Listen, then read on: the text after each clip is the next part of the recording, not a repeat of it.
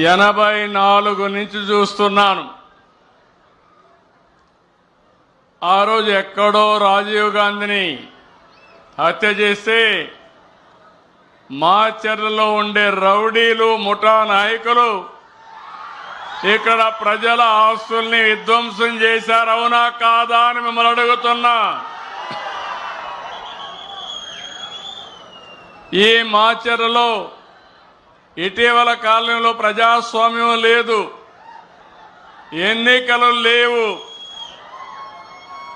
వీళ్ళు ఎట్ట తయారంటే చరిత్రలో కొంతమంది డిక్టేటర్లు ఉంటారు.